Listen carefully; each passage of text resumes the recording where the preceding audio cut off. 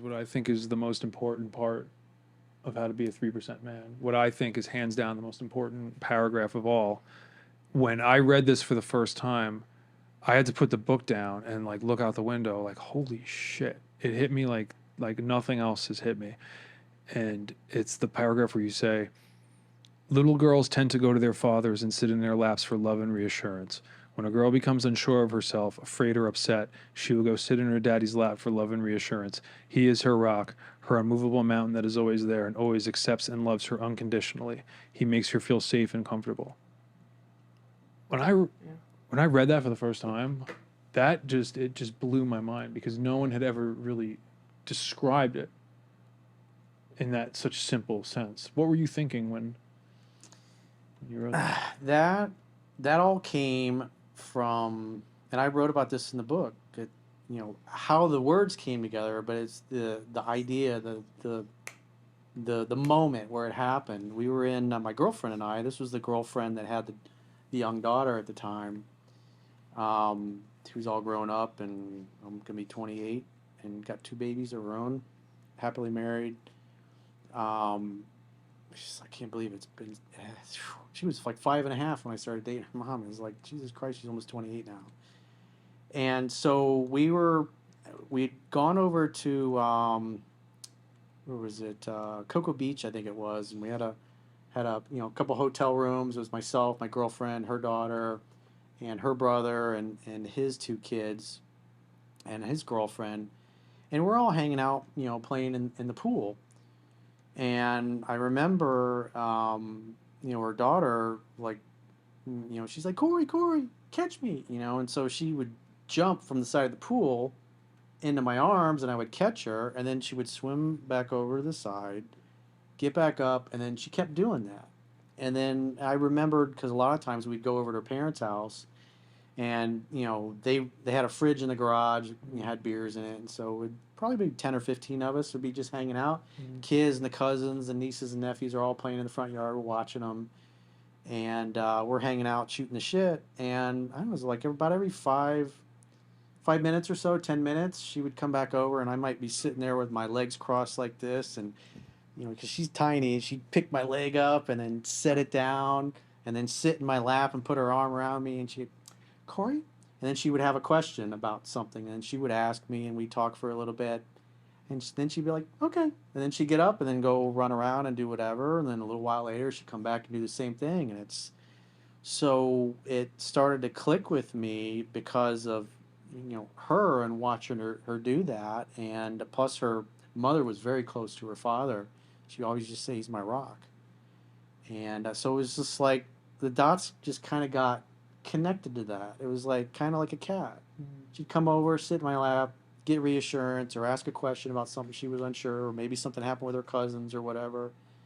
I'd give her the answer. She'd feel peace, get up, and go back to living, and doing her thing. And I noticed her mother doing the same thing as well. And it's like, what you were talking about earlier, with your now ex girlfriend. Like when you first met her, you're just chilling. She just keeps coming over to you. And so it was like that's what I recognized. It was that because it made her feel safe. I made her feel safe, and so whenever she was unsure of herself, or maybe she fell down and stubbed her knee or whatever, she came over for safety. And her mother would do the same thing, and that's kind of how that all clicked. It's up to us, the men, to provide the container of masculinity to where feminine energy can be chaos. She can play, she can dance, she can do dangerous things, jumping into the pool or whatever. When, she was only 5.5, she could swim, but she's not the greatest swimmer in the world, but she felt safe jumping into the deep end because I'm in the deep end. Yeah. Well, And, this paragraph, I read it often. I have it screenshotted in my phone here, and it had such an effect on me in terms of just understanding how women are. And I'm curious, uh, Jade and Erica, like what we're talking about. How does that make you feel? Just having like the rock. It makes me teary eyed because my father's my best friend and I just texted him. Yeah, she did. Because he's in New York and his birthday was the other day, and I hate being like away from my dad. And yeah, I just She's still daddy's little girl. I will always be daddy's little girl. Daddy will always be my best friend, and he is my rock. He's my spare scuba tank. He is the one who taught me how to swim. He's my confidant. He is the one I go to when I'm happy or I'm sad or I'm mad or I need advice on relationship bullshit or friend stuff, or you name it.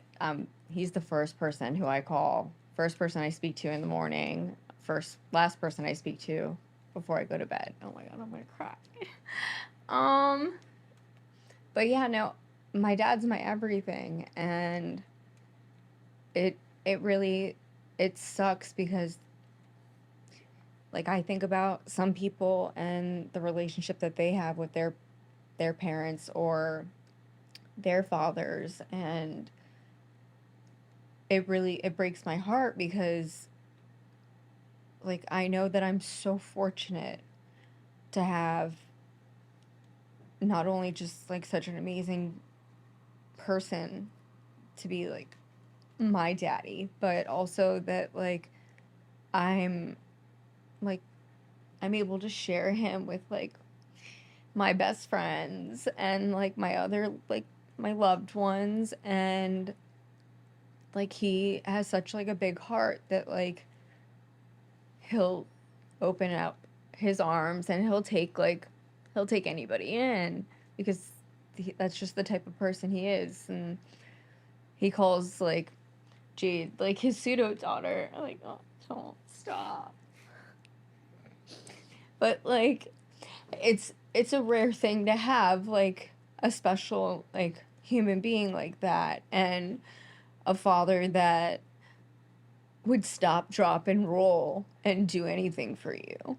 And Unconditional love. it truly is unconditional love. And he like we laugh about the story. Like he tells the story about when I was born, and like I'll just summarize it real quick. So my parents didn't want to know the sex. My umbilical cord was wrapped around my leg. The OBGYN was out of town. He was probably at like a bar mitzvah or something. So the stand-in, my mom never met. And they were at a wedding. She goes into labor. She starts freaking out. She's like, I don't know who you are. Get Dr. Goldstein, like right now.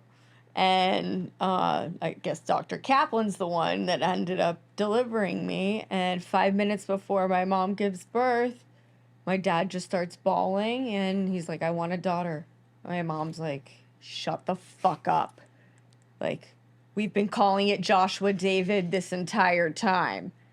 And he pulls me out and he goes, congratulations, it's a girl. And they put me on top of my mom, and my mom goes, get that off me. So the nurses literally had to rip me off my mom because they were afraid, and they put me on my dad. And that was the moment that my dad literally tells everyone that that's the day that he became a man. He broke down, he cried. He's like, that was the day that like I knew what real love was, and that like you changed my life forever. And like that was it. So like I believe so much in like science and like imprinting and everything, and like I love my mom. Like she drives me crazy. She's batshit crazy, but like my dad to me is like there's nothing like my dad. He's your rock. He's my rock. He's my everything. And I wouldn't know what to do like in life without him. I was out on a date the other day and over the weekend at a jazz festival or whatever, and the girl I'm seeing, we were leaving, and there was a kid, a little girl, crying, and I remember just watching her run. She's probably like 4. Run to her dad, grab her dad's leg, and just start crying in his leg. And it was the cutest, sweetest thing I've ever seen in my entire life. Yeah, that was me. That still is me. I used to scream at him like, "Daddy, up, up!" And we like in our home we have like really really high ceilings, so he would throw me up and just catch me until like he couldn't do it anymore. And my dad did, he was a black belt, still is, in like 3 different types of martial arts. Oh, it's badass. So like he was always fit, in shape and everything, and he was just like the neighborhood dad. Like he did everything with all the kids, and like he was just he was the fun dad, and like we all like wrestled him, beat the shit out of him, like jumped on top of him, and he took it. And I was just the fortunate one that would be able to take him home at night and be like, "Daddy, read me a story again, again, again." And then go on vacations and have those memories and like share it with like my brothers. And like I'm forever fortunate that my soul picked his. Like I believe in that kind of stuff. So yeah, I totally agree with what Corey wrote in the book about that. There's nothing like having a father-daughter bond. And if you don't have a woman who respects her father and loves her father and has that type of bond, not saying that like if there wasn't something that was like disrupted, if they didn't have that opportunity, but if they had an opportunity like that and they don't have that kind of bond, then they missed out. There's something that like you only get one mom and one dad in life. And like if you miss out on having that dad and daughter experience, like shame on you. There's nothing else that's better than that. Jesus, I gotta call Bert right now.